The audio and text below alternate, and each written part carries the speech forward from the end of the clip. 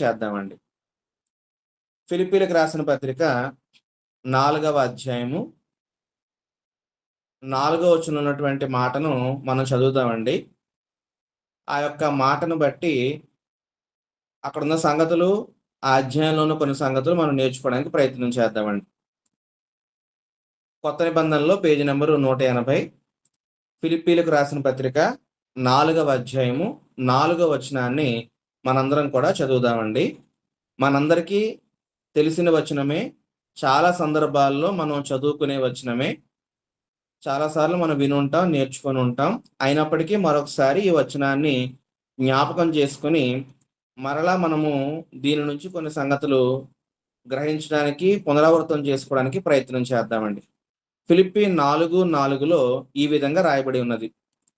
ఎల్లప్పుడూ ప్రభువునందు ఆనందించుడి, మరలా చెప్పుదును ఆనందించుడి. ఇక్కడ ప్రభువునందు ఆనందించడం గురించి ఇక్కడ మనం చూస్తూ ఉన్నాం. ఈ వాక్యం ఇంతకుముందు మీరు చాలా సార్లు వినుంటారు.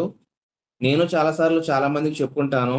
మరలా చెప్పడానికి కారణం ఏంటనంటే, మీకు మరలా వినిపించడానికి కారణం ఏంటనంటే, మనందరి జీవితాల్లో ఆనందంగా ఉండడం అనేది మనం తగ్గించేస్తున్నాం అనమాటండి. మర్చిపోతున్నాం అనమాటండి. ఆనందంగా బ్రతకాలి, ఆనందంగా మనం ఉండాలి అనేది మనం చాలా సార్లు దాని గురించి ఆలోచన చేయట్లేదనమాటండి. మనందరం ఏవో పనుల్లో, వ్యాపకాల్లో పడిపోయి, ఆనందకరమైనటువంటి జీవితానికి దూరంగా మనందరం కూడా బ్రతుకుతూ ఉన్నాం. అందరం కూడా ఏదో ఒక బాధ్యతలతోటి, ఏదో ఒక ఒత్తిళ్ళతోటి, ఏవో ఒక టెన్షన్‌లు, ఏవో ఒక డిప్రెషన్స్ తోటి చాలామంది తమ జీవితాన్ని గడుపుతూ ఉన్నారు. కాబట్టి ఆనందంగా మనం ఉండాలి అని దేవుడు కోరుతూ ఉన్నాడు.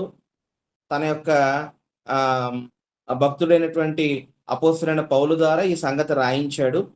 ఈ ఫిలిప్పీ పత్రికను దేవుడు మనకు అందుబాటులో ఉంచాడనంటే దాని అర్థం ఏంటనంటే, మనం కూడా ఇక్కడ సంగతులు చదివి, ఇక్కడున్న విషయాలు బట్టి మనం కూడా నడుచుకోవాలనే ఉద్దేశ్యంతో దేవుడు రాయించాడు. కాబట్టి ఆనందంగా ఉండడం అనేది ప్రస్తుతం చాలామంది ప్రజలు ఆనందకరమైన జీవితాలు కలిగి ఉండట్లేదు కాబట్టి, ఆనందంగా ఉండడం అనేది వారి జీవితాల్లో మనం చాలా తక్కువగా చూస్తున్నాం గాబట్టి, ఈ సంగతులు మరలా చదవడం, మరలా నేర్చుకోవడం చాలా అవసరం, చాలా ప్రాముఖ్యమైన సంగతిని మనం గమనించాలనమాటండి. ఇక్కడ ఆనందించండి అని చెప్తూ ఉన్నాడు. అయితే ఎప్పుడు ఆనందించమని చెప్తున్నాడనంటే, ఎల్లప్పుడూను ఆనందించండి అని చెప్తున్నాడనమాటండి. ఏదో కొన్ని సందర్భాల్లో మీరనుకున్నది జరిగినప్పుడో, ఏదైనా దీవెనలు, ఆశీర్వాదాలు దేవుని దగ్గర నుంచి మీరు పొందినప్పుడో, ఏదన్నా మీకు కలిసొచ్చినప్పుడో, అలాంటి సమయాల్లో మాత్రమే ఆనందించండి అని చెప్పట్లేదండి. ఇక్కడ ఏం చెప్తున్నాడనంటే, ఎల్లప్పుడూ ఆనందించండి అనే మాట ఇక్కడ రాయబడినట్టుగా మనం చూస్తూ ఉన్నాం. ఎల్లప్పుడూ అనంటే, కష్టమొచ్చినా, దుఃఖమొచ్చినా, మనం అనుకున్నది జరగకపోయినా, ఎలాంటి సందర్భాల్లోనైనా, ఏ స్థితిలోనైనా గానీ, ఎల్లప్పుడూ కూడా మనం ఆనందిస్తూనే ఉండాలి. ఆ విషయాన్ని మనం గమనించాల్సిన అవసరత ఉందనమాటండి. అయితే అక్కడే మళ్ళీ 4 వచనంలో దాని పక్కనే ఏం రాసాడనంటే, మరలా చెప్పుదును ఆనందించుడి అంటున్నాడు. మళ్ళీ చెప్తున్నాను, రిపీట్ చేస్తున్నాను. ఆనందంగా ఉండండి, ఆనందించండి అని చెప్తున్నాడనమాటండి. ఏదన్నా ఒక సంగతిని రెండోసారి చెప్పారనంటే, రిపీట్ చేశారనంటే, మరలా చెప్పారు అనంటే, అది ఎప్పుడు చెప్తారు అనంటే, అది చాలా అవసరమైందనుకున్నప్పుడు, చాలా ముఖ్యమైనది, ఇంపార్టెంట్ అనుకున్నప్పుడు, చెప్పిన విషయాన్ని మళ్ళీ చెప్తారు. మరలా, మరలా చెప్తా ఉంటారనమాటండి. తల్లిదండ్రులు ఉదాహరణకి చిన్నపిల్లల్ని ఇంట్లో వదిలి బయటికెళ్ళాల్సొచ్చినప్పుడు, వాళ్ళకి జాగ్రత్తలు చెప్తా ఉంటారు. ఆహ్, తలుపులు తీసేసి వదిలేయొద్దు. డోర్ లాక్ చేసుకోండి. లేదా గ్యాస్ మీద ఏదన్నా స్టవ్ మీద ఏదన్నా మీరు పెడితే గనక ఆఫ్ చేయడం మర్చిపోవద్దు. ఇలాంటివేవో కొన్ని చెప్తా ఉంటారు జాగ్రత్తలు. అయితే అవి ఒకసారి చెప్తారు. మళ్ళీ వెళ్తున్నప్పుడు మళ్ళీ ఇంకోసారి చెప్తారు. పిల్లలు అంటా ఉంటారు. ఎందుకమ్మా? ఎందుకు నాన్న మళ్ళీ మళ్ళీ చెప్తున్నావు అని అంటా ఉంటారు. విసుక్కుంటా ఉంటారు. అయినప్పటికీ కూడా వీళ్ళు చెప్తానే ఉంటారు. ఎందుకనంటే అవి పిల్లల సెక్యూరిటీకి సంబంధించి ఆ జాగ్రత్తలు వారికి అవసరం గాబట్టి మళ్ళా మళ్ళా చెప్తా ఉంటారు.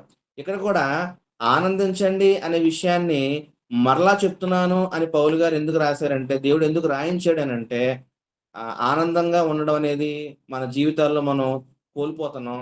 ఆనందంగా ఉండట్లేదు కాబట్టి, ఆనందంగా ఉండడం చాలా అవసరం గాబట్టి, దేనికైనా గాని ఆనందంగా ఉండడం చాలా ప్రాముఖ్యం గాబట్టి, భౌతిక సంబంధమైన జీవితానికైనా, ఆత్మ సంబంధమైన జీవితానికైనా ఆనందంగా ఉండడం చాలా అవసరం కాబట్టి మరలా చెప్తున్నాడు. ఆనందించండి, మరలా చెప్తున్నా ఆనందించండి అని అక్కడ రాసినట్టుగా మనం చూస్తున్నాం. అయితే ఇది ఏ ఆనందం గురించి మాట్లాడుతున్నాడు అనంటే, భౌతిక సంబంధమైనటువంటి ఆనందం గురించి ఇక్కడ మాట్లాడట్లేదండి. ఎల్లప్పుడూను ప్రభువునందు ఆనందించండి అని అంటున్నాడనమాట అండి.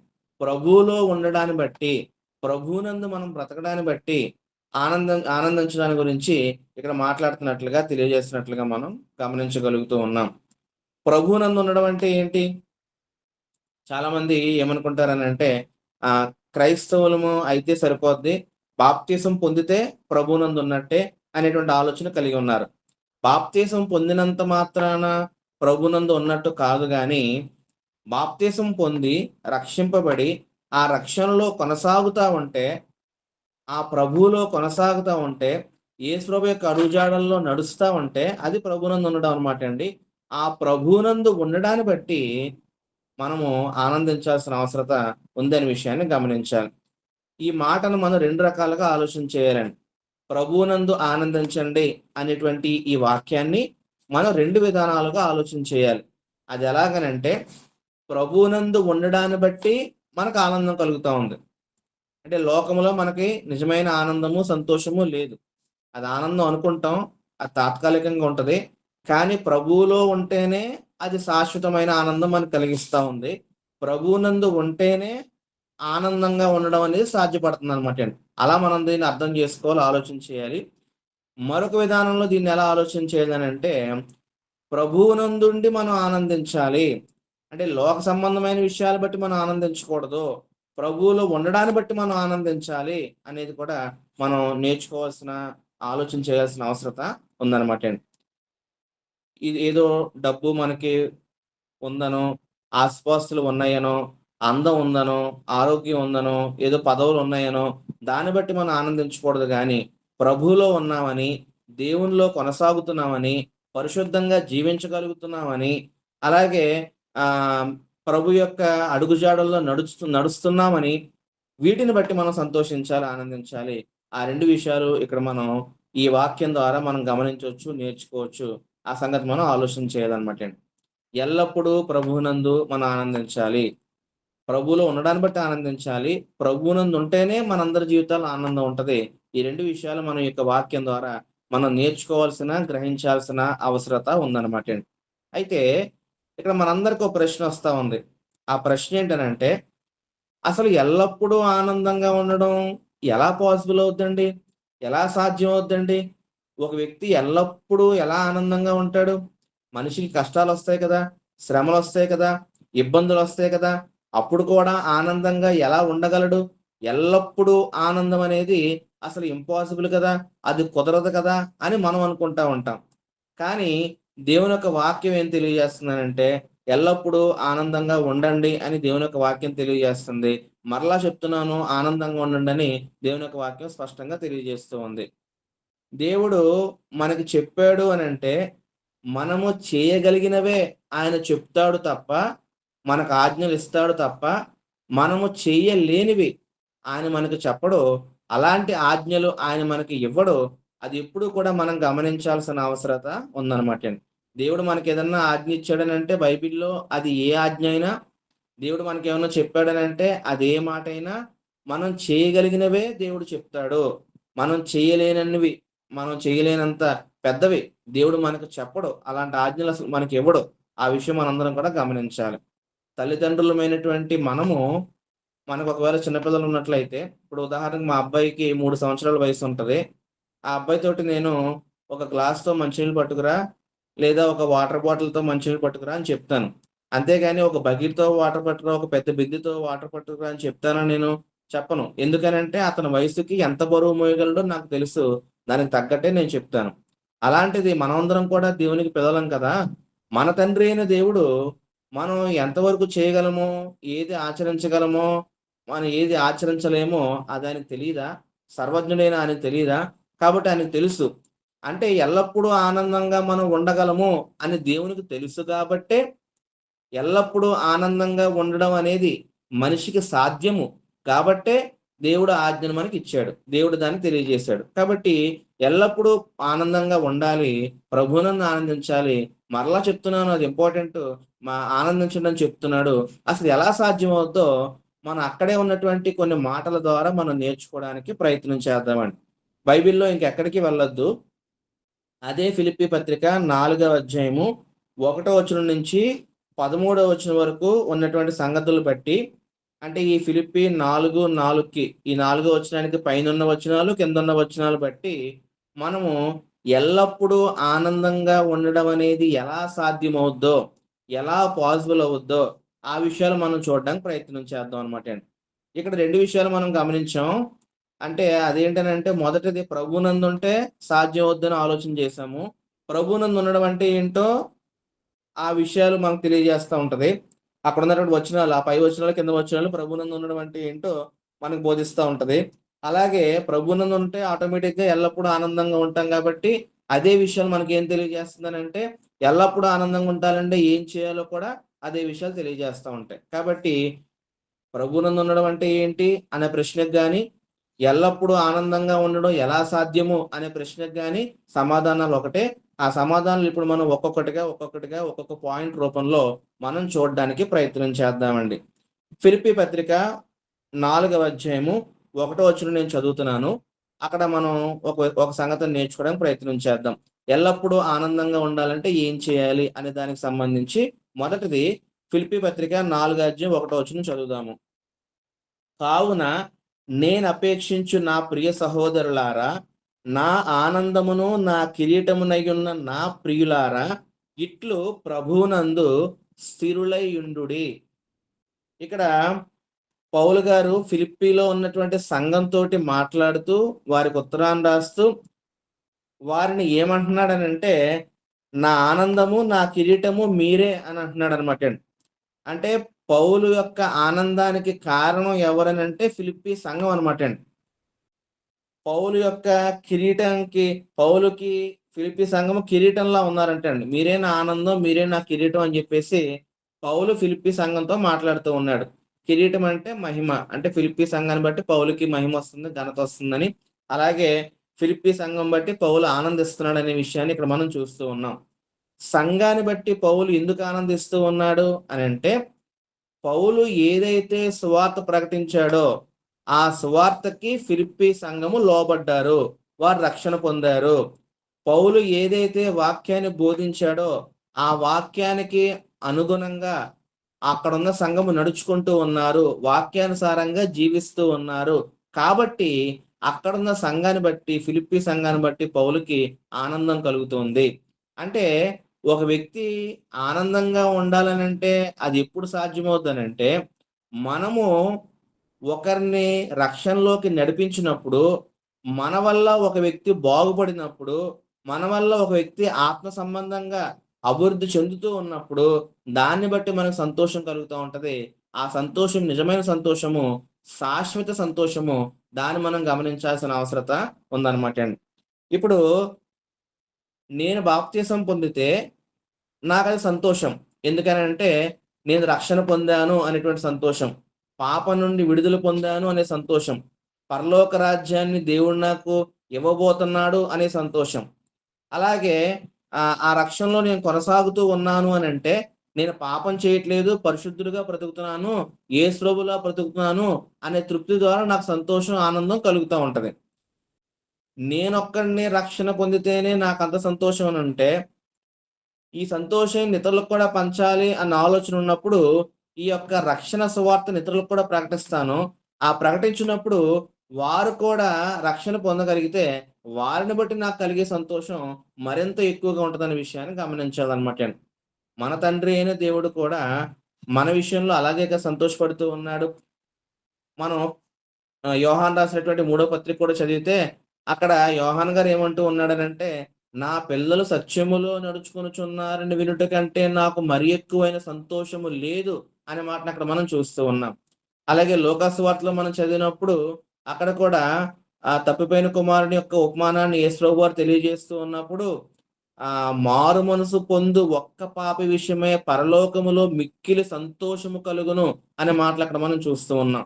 కాబట్టి ఎప్పుడు ఒక వ్యక్తి సంతోషంగా ఉండగలడు, ఆనందంగా ఉంటాడనంటే, తాను తెలుసుకున్నటువంటి ఆ సువార్తను, మనందరం క్రైస్తవులమే, సువార్తను అంగీకరించే మనం చర్చిలకు వస్తూ ఉన్నాం. ఇలా ఆన్‌లైన్ తరగతిలో పాల్గొంటూ ఉన్నాం.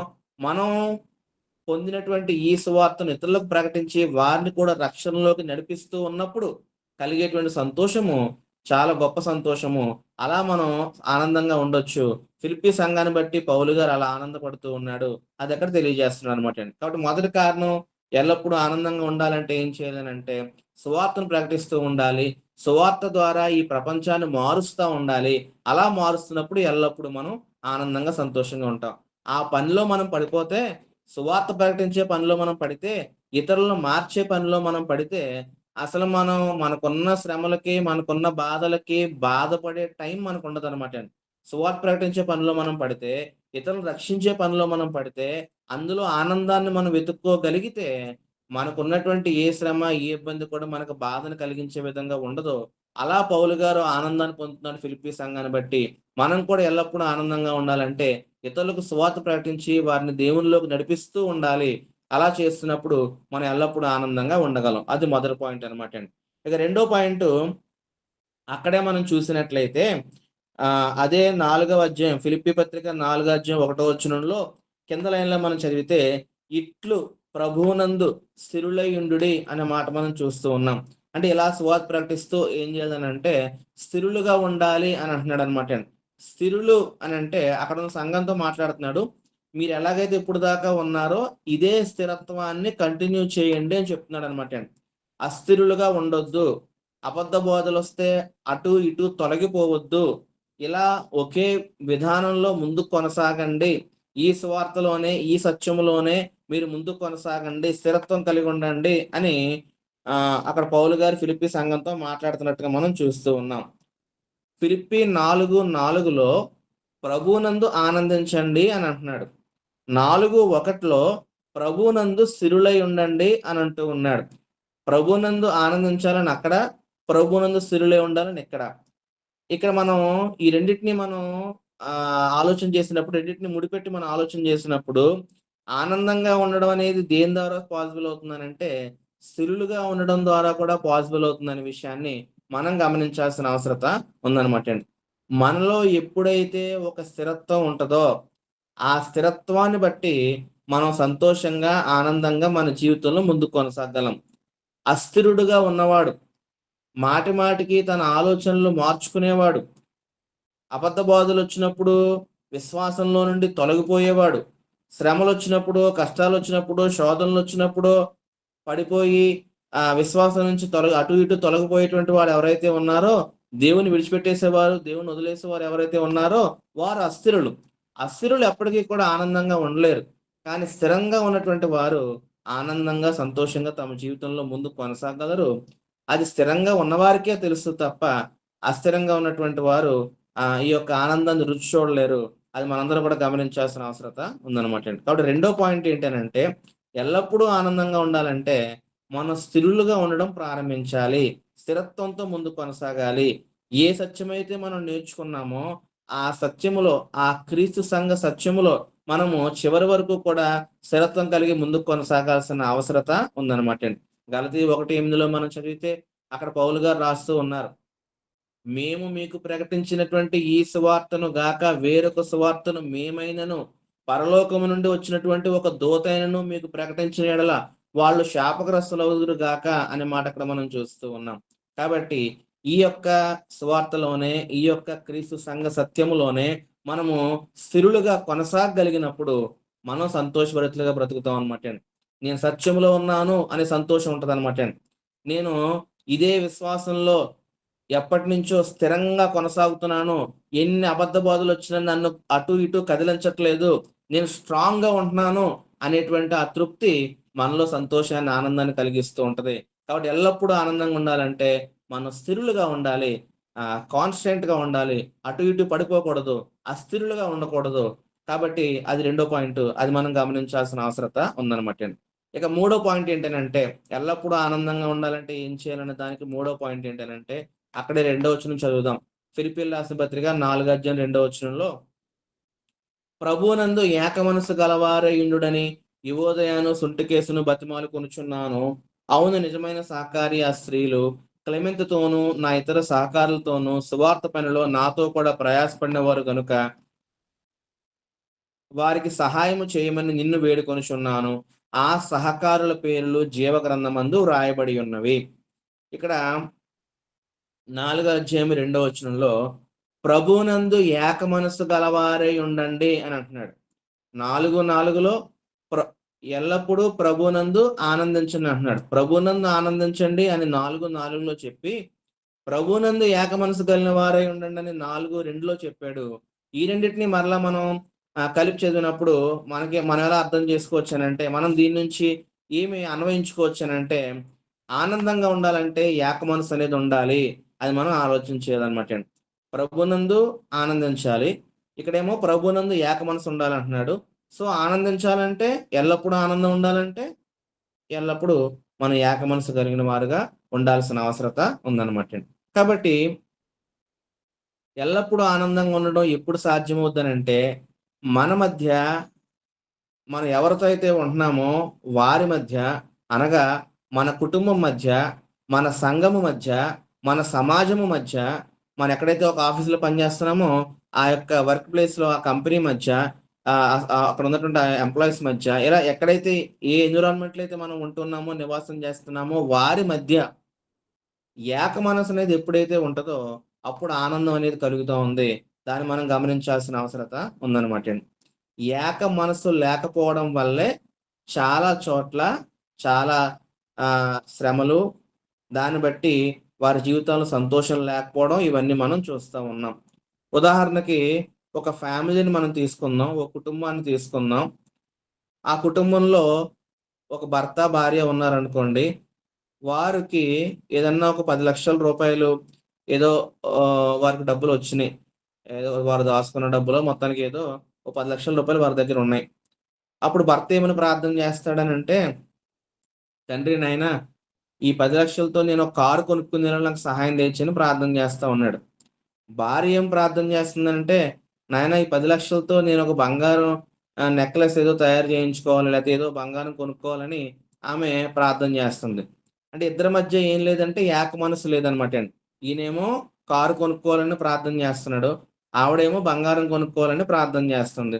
ఇప్పుడు ఇప్పుడు దేవుడు ఎవరి ప్రార్థన వినాలి? భర్త ప్రార్థన విని కారిస్తేనేమో భార్యకి కోపమొస్తది.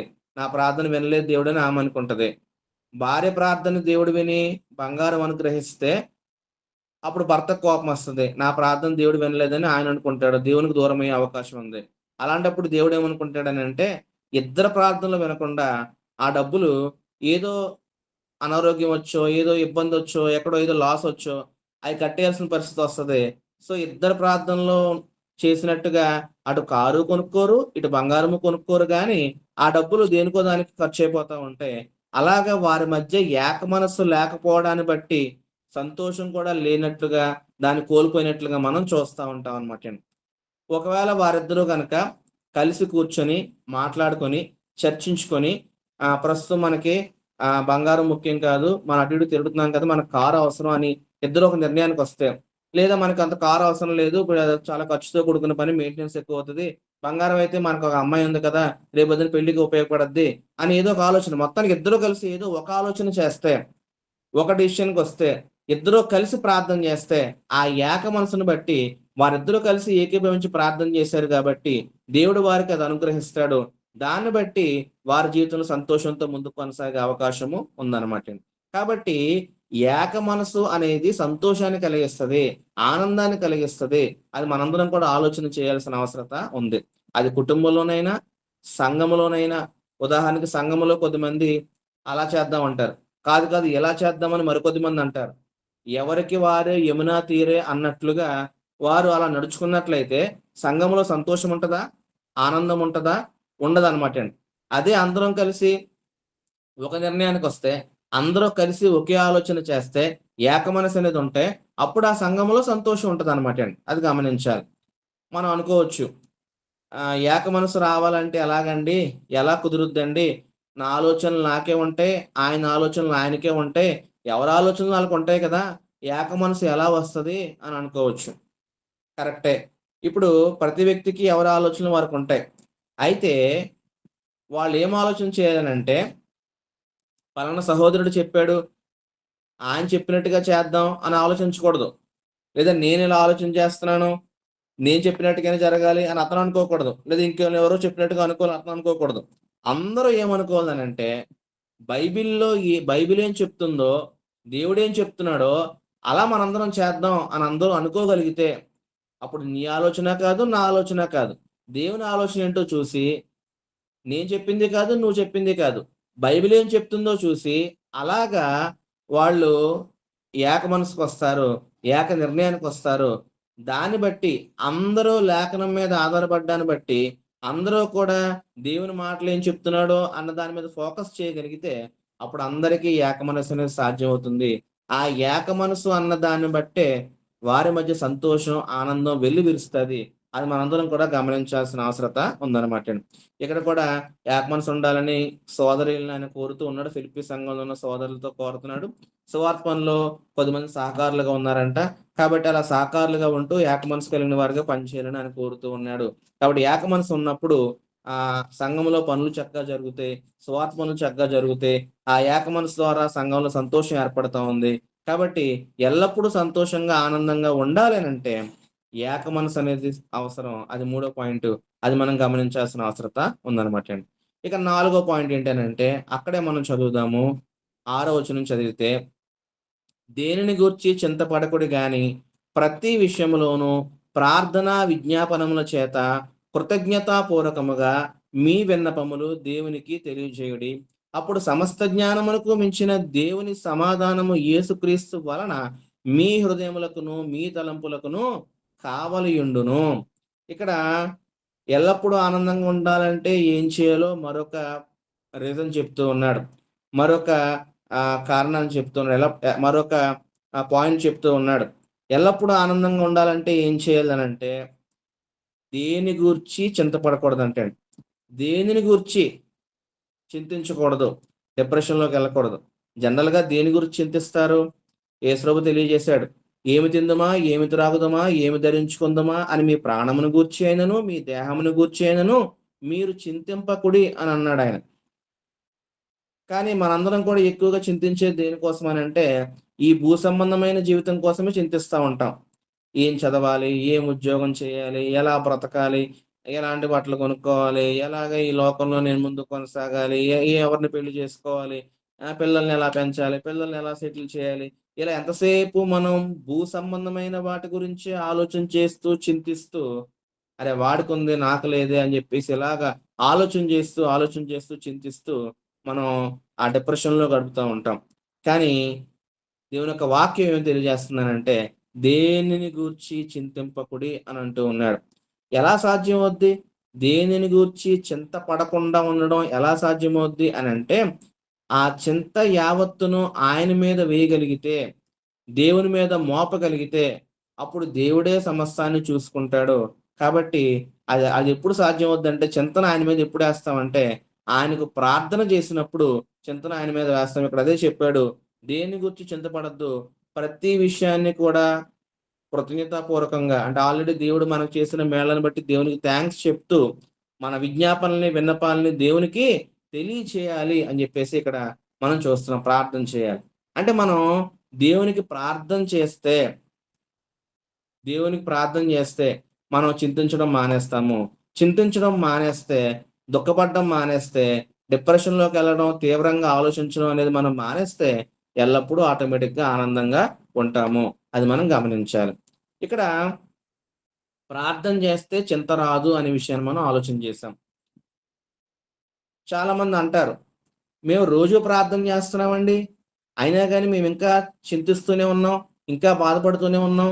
మేము కుటుంబ ప్రార్థన జేసుకుంటున్నాం, సంఘంలో ప్రార్థన జేసుకుంటున్నాం, వ్యక్తిగతంగా ప్రార్థన జేస్తున్నాను, మోకాళ్ళుండి ప్రార్థన జేస్తున్నాను, ఉపవాసం ఉండి ప్రార్థన జేస్తున్నాను. ఇన్ని ప్రార్థనలు నేను చేత్తన్నాను. పొద్దున్న జేత్తన్నాను, రాత్రి జేత్తన్నాను, మధ్యాహ్నం జేత్తన్నాను. ఎప్పుడూ ప్రార్థన చేస్తానే ఉన్నాను గానీ, అయినా నాకు చింత పోవట్లేదు. అయినా నాకింకా దిగులు పోవట్లేదు. చింతిస్తూనే ఉన్నాను, దిగులు పడుతూనే ఉన్నాను" అని మనం అంటూ ఉన్నాం. వాస్తవానికి చేయాల్సిన విధానంలో ప్రార్థన చెయ్యకపోతే చింతలు కూడా పోవండి. ప్రార్థన అంటే అసలు మనకి సరిగ్గా అర్థం కాలేదేమో అనిపిస్తా ఉంది ఒక్కొక్కసారి. ప్రార్థన చేయడం అనంటే, మన సమస్యను దేవునికి చెప్పడం కాదండి. మనకు సమస్య ఏమైతే ఉందో, మనకి ఇబ్బంది ఏమైతే ఉందో, అది దేవునికి ఇన్ఫార్మ్ చేయడం కాదు. అది కాదు ప్రార్థనంటే. ప్రార్థనంటే, మన సమస్యను దేవునికి విడిచిపెట్టడం. మన సమస్యను ఆయనకి అప్పజెప్పేయడం. ఆయన మీద భారం వేసేసి, మన పనుల్లో మనం ముందుకెళ్ళిపోవడం అనమాటండి. అది ప్రార్థన చేయడం అనంటే. అది గమనించాలి. మళ్ళొకసారి చెప్తున్నాను. ప్రార్థన చేయడం అంటే, సమస్యను దేవునికి ఇన్ఫార్మ్ చేయడం కాదు. సమస్యను దేవునికి అప్పచెప్పేయడం. సమస్యను దేవునికి విడిచిపెట్టేయడం. అది ప్రార్థన చేయడం అంటే. అది మనం అందరం కూడా గమనించాల్సిన అవసరత ఉందనమాటండి. మనం దేవునికి ఇన్ఫార్మ్ చేయాలా మన సమస్యను? ఆయనకు తెలీదా? మనకి ఏ సమస్యలున్నాయో, మనకి ఏ ఇబ్బందులున్నాయో, మన జీవితంలో ఏం జరుగుతుందో దేవునికి తెలీదా? దేవునికి తెలుసు. తెలిసిన విషయాలే దేవునికి మరలా చెప్పడం దేనికి? సో, ఇక్కడ ప్రార్థన అంటే మన సమస్యలు దేవునికి చెప్పుకోవడం కాదు. మన సమస్యలు దేవునికి విడిచిపెట్టేయడం. దేవునికి వదిలేయడం. దేవుడే చూసుకుంటాడులే అని ఆయన మీద భారం మోపేసి మన పనుల్లో మనం ముందుకెళ్ళిపోవడం. అలా దేవుని మీద పూర్తిగా భారం మోపేస్తే గనక, ఇంక మనం దాని గురించి ఆలోచించము, చింతించము, దుఃఖపడము, బాధపడము.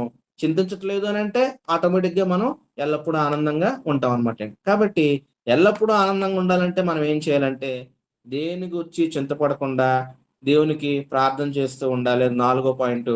అది మనం గమనించాలి. ప్రార్థన చేస్తే వచ్చే బెనిఫిట్ ఏంటంటే అక్కడే చెప్పాడు.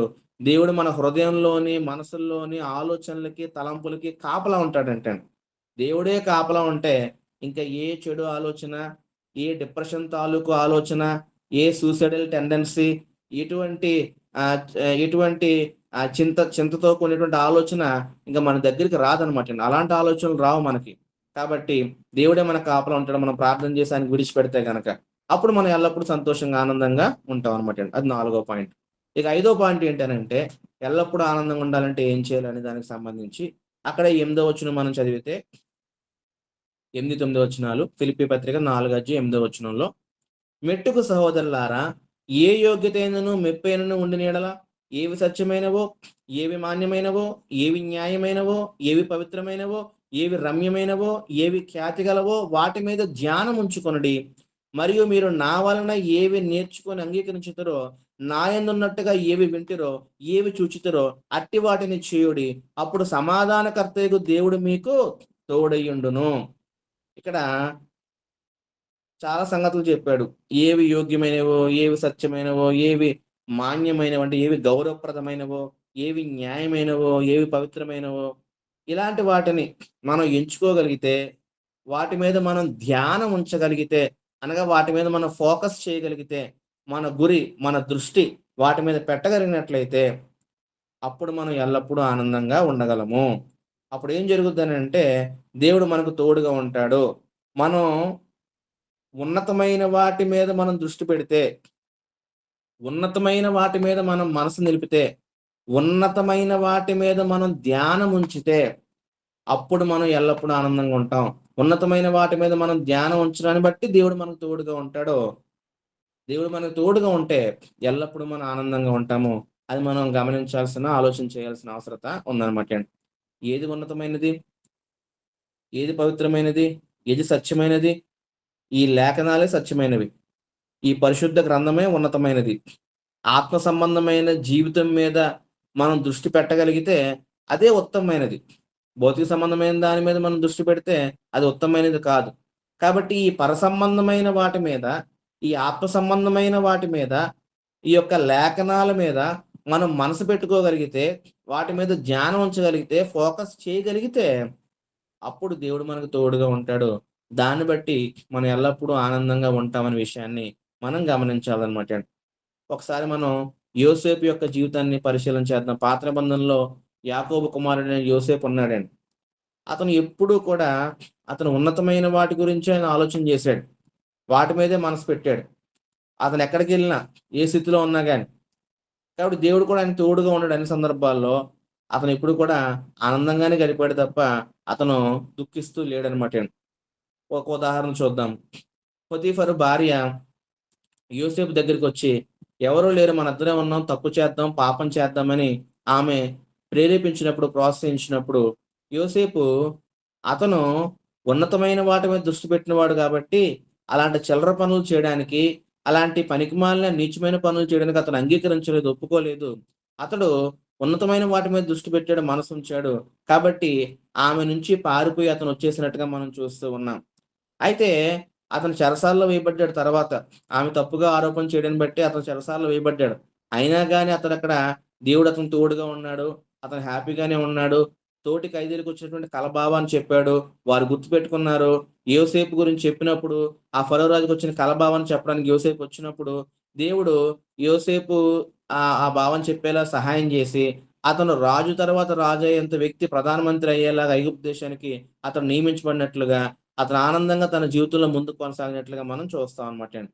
కాబట్టి మనం ఉన్నతమైన వాటి మీద మనసు పెట్టితే, ఆత్మ సంబంధమైన విషయాల మీద, లేఖన సంబంధమైన విషయాల మీద, లేఖనాల మీద మనం దృష్టి నిలిపినట్లయితే, అప్పుడు మనకేదో కొద్ది తాత్కాలికంగా శ్రమగా మనకు అనిపించొచ్చు గానీ, దేవుడు మనకు తోడుగా ఉంటాడు. ఆయన మనకు తోడుగా ఉంటే, మనం ఎప్పుడూ ఆనందంగానే ఉంటాం. ఎల్లప్పుడూ హ్యాపీగానే ఉంటాం. సంతోషంగానే ఉంటాం.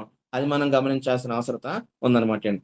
ఇక మరో పాయింట్ మనం చూద్దాం. ఎల్లప్పుడూ ఆనందంగా ఉండాలంటే ఏం చేయాలో దానికి సంబంధించి, అక్కడే మనం చూస్తే 10వ వచనంలో, "నన్ను గూర్చి మీరెన్నాళ్ళకు మరలా యోచన చేయసాగుదురని ప్రభువునందు మిక్కిలి సంతోషించితిని." ఇక్కడ కూడా ప్రభువునందు అనే పదం వాడాడు. తర్వాత సంతోషించితిని అనే పదం వాడాడు. ఆ విషయంలో మీరు యోచన చేసి ఉంటిరి గాని, తగిన సమయం దొరకకపోయెను అనే మాట ఇక్కడ మనం చూస్తూ ఉన్నాం. ఇక్కడ పౌలుని గూర్చి ఫిలిప్పీ సంఘం ఆలోచన చేశారంట. యోచన చేశారంట. పౌలుని ఫిలిప్పీ సంఘం గుర్తు చేసుకున్నారంట. దాన్ని బట్టి పౌలు ఇక్కడ సంతోషిస్తూ ఉన్నాడు.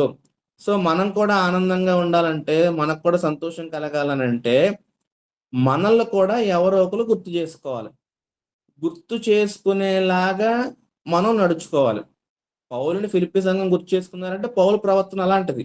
పౌలు జీవితం అలాంటిది. పౌలు వ్యక్తిత్వం అలాంటిది. అందుకే పౌలుని వాళ్ళు జ్ఞాపకం చేసుకున్నారు. జ్ఞాపకం చేసుకోవడాన్ని బట్టి ఈయనకి సంతోషం అనేది కలుగుతా ఉంది. ఆనందం అనేది కలుగుతా ఉంది. మనల్ని కూడా ఒకళ్ళు జ్ఞాపకం చేసుకోగలిగితే, జ్ఞాపకం చేసుకున్నారని మనం తెలుసుకోగలిగితే, మనకు తెలిస్తే మనకు కూడా సంతోషం కలుగుద్ది. కలగదా అండి? అంటే ఆహ్, నా గురించి పలానా సహోదరుడు ఆలోచన చేస్తున్నాడు. నా గురించి పలానా సోదరి ఆహ్, నా కోసం ప్రార్థన చేస్తుంది. పలానా వ్యక్తి నన్నెప్పుడు గుర్తు చేసుకుంటా ఉంటాడు అని నాకొకరున్నారు. నాకు కొద్దిమంది ఉన్నారు. నా తరపున కొద్దిమంది వ్యక్తులున్నారు. నేనంటే ఇష్టపడే వ్యక్తులు, నన్ను గుర్తు చేసుకునే వ్యక్తులు. నాకో సంఘం తోడుగా ఉన్నారు. నాకో ఫ్యామిలీ ఉన్నారు. నాకో కుటుంబం ఉన్నారు. నా నా నాకో స్నేహితుడున్నాడు. నన్నెప్పుడూ గుర్తు చేసుకొని, నన్నెప్పుడూ మర్చిపోకుండా నా వెన్నంట నిలబడే ఒక వ్యక్తున్నాడు అని మనకనిపించినప్పుడు, నన్నో వ్యక్తి జ్ఞాపకం చేసుకుంటున్నాడు ఎల్లప్పుడూ అని మనకనిపించినప్పుడు, నన్ను సంఘం జ్ఞాపకం చేసుకుంటున్నారని మనకనిపించినప్పుడు, మనకు ఆనందం కలగదా? కలుగుద్దనమాట. సో, నాకంటూ కొద్దిమంది వ్యక్తులున్నారు. నాకంటూ కుటుంబం ఉంది. నాకంటూ సంఘం ఉంది. నాకంటూ ఒక స్నేహితుడున్నాడు. నాకంటూ కొద్దిమంది వ్యక్తులున్నారు అనే ధైర్యం మనకు కలిగినప్పుడు, మనం ఎల్లప్పుడూ ఆనందంగా ఉంటాం. దేవుడు నా వెనకాల ఉన్నాడని మనకనిపించినప్పుడు, మనం ఎల్లప్పుడూ ఆనందంగా ఉంటాం అనమాట అండి. కాబట్టి అలాగా మనం నడుచుకోవాల్సిన అవసరత ఉంది. అది మరో పాయింట్. ఇక మరొక చివరి పాయింట్ మనం ఆలోచన చేద్దాం. అక్కడే చెప్పాడు 11వ వచనంలో, "నాకు కొదువ కలిగినందున నేనెలాగో చెప్పుట లేదు. నేనే స్థితిలో ఉన్నానో ఆ స్థితిలో సంతృప్తి కలిగుండ నేర్చుకొని ఉన్నాను. దీనస్థితిలో ఉండనెరుగుదును, సంపన్న స్థితిలో ఉండనెరుగుదును. ప్రతి విషయములోను, అన్ని కార్యముల్లోనూ కడుపు నిండియుండుటకును, ఆకలి నిండుటకును, సమృద్ధి కలిగుండుటకును, లేమిలో ఉండుటకును నేర్చుకొని ఉన్నాను" అంటున్నాడనమాటండి. మరో పాయింట్ ఏంటనంటే, ఎల్లప్పుడూ ఆనందంగా ఉండాలంటే ఎలా అని మనం నేర్చుకుంటున్నాం. అదెలాగనంటే, సంతృప్తి కలిగుండడం ద్వారా ఎల్లప్పుడూ ఆనందంగా ఉండగలము. తృప్తి లేకపోతే ఆనందంగా ఉండలేము. తృప్తుంటే ఆనందంగా ఉండగలము. తృప్తి అనంటే, సంతృప్తి అనంటే, ఇక నాకు చాలు అని అనుకునే స్థితనమాటండి. ఒక వ్యక్తి జనరల్‌గా ఇలా ఆలోచన జేస్తాడా? ఇక నాకు చాలు అని ఎప్పుడు ఏ వ్యక్తి అనుకుంటాడు జనరల్‌గా? ఎవరన్నా వ్యక్తి డబ్బులు సంపాదించడం మొదలుపెడితే, ఉద్యోగం చేయడం మొదలుపెడితే, ఇప్పటికే చాలా సంపాదించేసానులే ఇక చాలులే అని జనరల్‌గా ఎవరికన్నా అనిపిస్తదా? అతనికి గాని, అతని కుటుంబానికి గాని ఆహ్, హ్మ్, మా నాన్నగారు ఎక్కువ సంపాదించారు ఇప్పటికే చాలులే ఇంకేం సంపాదిస్తాడో అనుకుంటారా జనరల్‌గా? అంటే ఇంకా కావాలి, ఇంకా కావాలి, ఇంకా కావాలి అనే ఆలోచన జనరల్‌గా మనిషికుంటది. కానీ ఒకవేళ ఇక చాలు అనేటువంటి ఆ తృప్తి తాలూకు ఆలోచనలు, భావనలు మనలో ఉండగలిగినట్లయితే మనం హ్యాపీగా ఉండగలం. మనం సంతోషంగా ఉండగలం. ఈరోజు మనుషుల్లో అంత హ్యాపీగా లేకపోవడానికి కారణం ఏంటనంటే, నాకింకా ఏదో లేదు, ఇంకా ఏదో లేదు, ఇంకేదో కావాలి.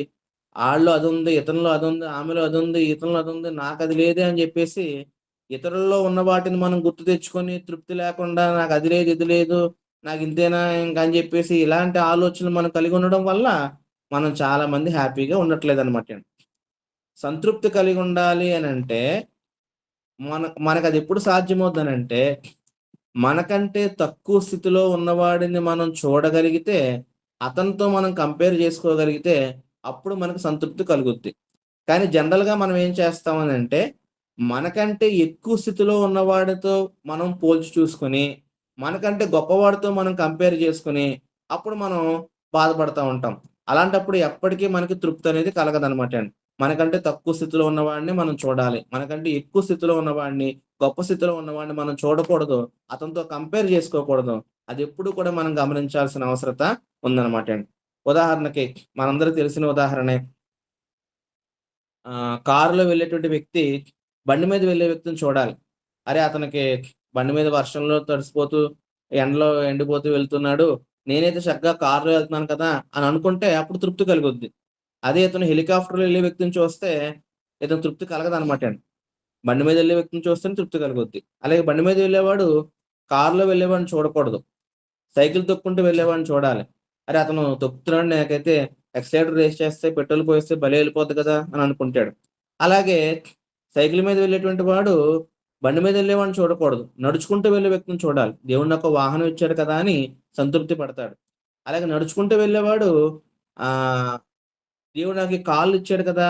కాళ్ళు లేనటువంటి వికలాంగులు చాలామంది ఉన్నారు కదా! అని జెప్పేసి వాళ్ళని చూడగలగాలి. ఇలాగా మనకంటే తక్కువ స్థితిలో ఉన్నవారిని, లేని స్థితిలో ఉన్నవారిని చూసినప్పుడు, వారితో పోల్చుకున్నప్పుడు మనకు సంతృప్తి కలుగుతూ ఉంటది. అలా కాకుండా ఎక్కువ స్థితిలో ఉన్నవాడిని చూస్తే మనకు తృప్తి కలగదు. అది మనం ఆలోచన చేయాల్సిన అవసరత ఉందనమాటండి.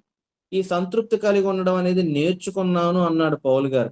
దీన్ని మనం నేర్చుకోవాలి. అంటే అభ్యాసం చేయాలి. ప్రాక్టీస్ చేయాలనమాటండి. ఇక్కడ అంటాడు. దీన స్థితిలో ఉండడం, సంపన్న స్థితిలో ఉండడం, కడుపు నిండి ఉండడం, ఆకలిగొని ఉండడం, ఇవన్నీ ప్రాక్టీస్ చేశాను, నేర్చుకున్నాను అంటున్నాడనమాటండి.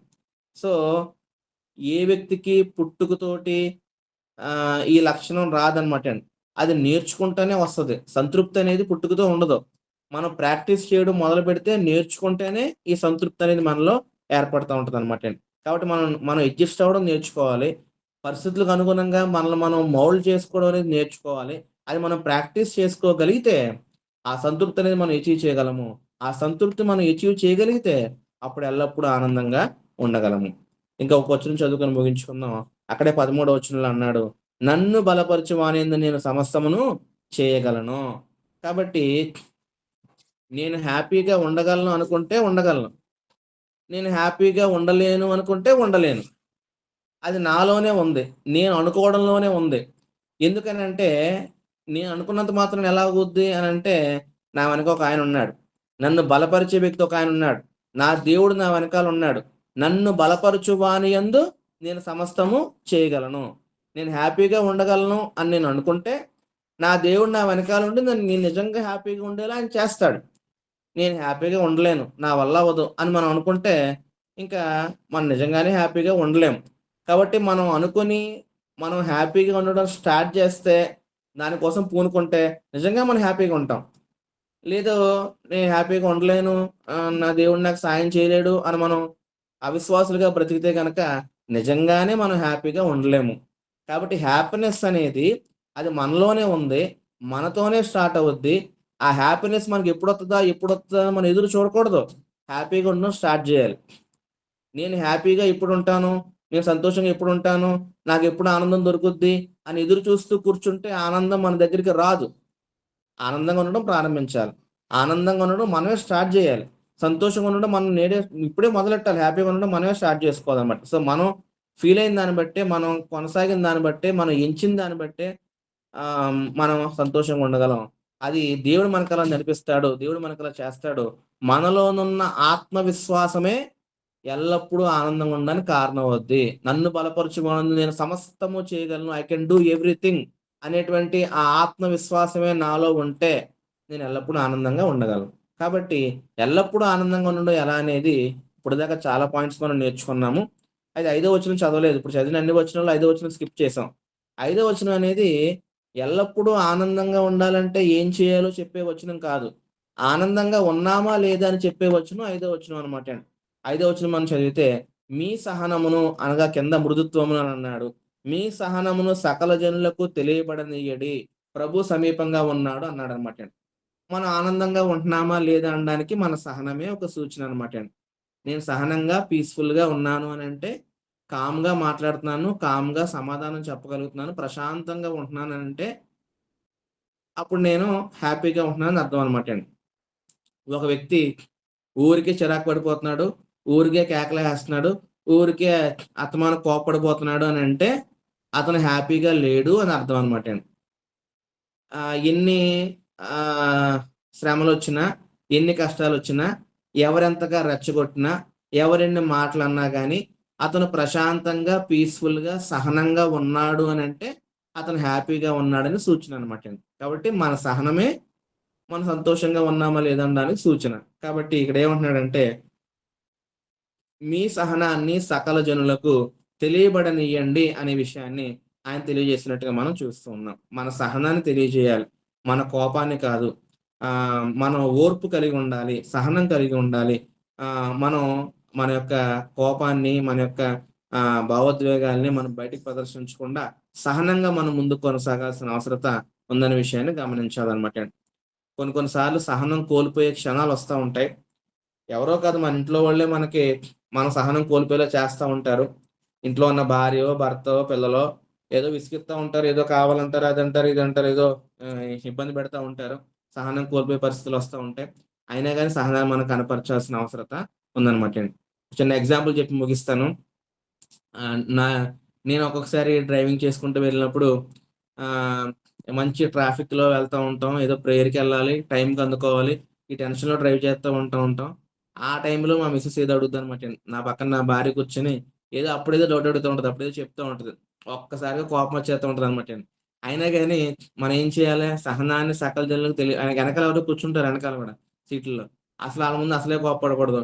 కాబట్టి సహనాన్ని సకల జనులకు తెలియబడనివ్వాలి కాబట్టి చాలా కూల్‌గా, కామ్‌గా ఉండాలనమాట. అప్పుడేం జేత్తాం, కోప్పడకూడదు. అలాంటి ఒక ఎగ్జాంపుల్ చెప్పానంతే. కోప్పడకూడదు. ఏం చేత్తాం, పళ్ళు కొరికినా గాని పళ్ళు సౌండ్ ఇనిపించకూడదనమాటండి.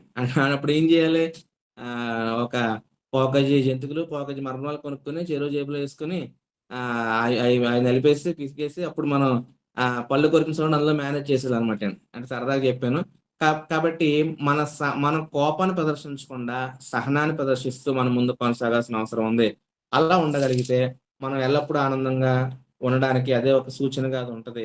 కాబట్టి ఎల్లప్పుడూ ఆనందంగా ఉండాలంటే ఏం చేయాలో ఆలోచన చేసాం. ఇంతవరకు నాతో కలిసి ఈ యొక్క వాక్యాన్ని ఆలోచన చేసినటువంటి మీ అందరికీ కూడా, ఓపికతో వాక్యం విన్న మీ అందరికీ కూడా వందనాలు తెలియజేస్తూ ఉన్నాను. అందరం ఎల్లప్పుడూ ఆనందంగా ఉండడానికి ప్రయత్నం చేద్దాం. అలా మీరు నేను ఉండాలని మిమ్మల్ని హెచ్చరిస్తూ, నన్ను నేను హెచ్చరించుకుంటూ మీ అందరికి వందనాలు తెలియజేస్తూ ముగిస్తున్నానండి. అందరికీ వందనాలండి. అవును.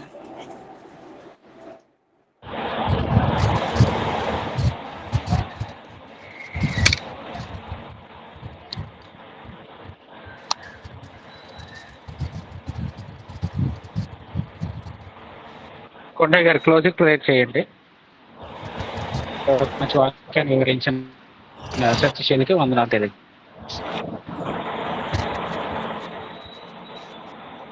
ప్రార్థన చేస్తాం. మహాకనుడైన మా పరలోకపు తండ్రి, మీ ఘనమైన శ్రేష్టమైన నామానికి వందనాలు తెలుపుకుంటున్నాం. ఈ సాయంకాల సమయంలో తండ్రి బైబిల్ క్లాసులో తండ్రి ఎంతమంది అయితే పాల్గొన్నారు మరి ప్రతి ఒక్కరిని చూసి ఆశీర్వదించండి. మా సోదరుల ద్వారా చెప్పబడిన మాటలు తండ్రి మా మనసులో ఉంచుకొని మేము ఎల్లప్పుడూ సంతోషంగా ఉండడానికి కూడా మీరు సాయం చేయండి. సోదరులు చెప్పబడిన మాటలు తండ్రి మా మనసులో ఉంచుకొని ఆ మాట ప్రకారం మేము జీవిస్తూ తండ్రి ఆ మాటలు కూడా మేము ఇతరులు చెప్పడం కూడా మాకు కావాల్సిన శక్తిని జ్ఞానాన్ని తెచ్చేయమని ఈ గురుపేట సంఘం ద్వారా తండ్రి అనేక మంది మారు మనసు కలిగి ఈ యొక్క సత్యమైన మార్గంలో జీవించడానికి కూడా సాయం చేయమని మరి కొద్ది అనుకుని క్రీస్తు పెట్టి పెట్టుకుంటున్నాం తండ్రి. ఆమేన్. ఆమేన్. ఆమేన్.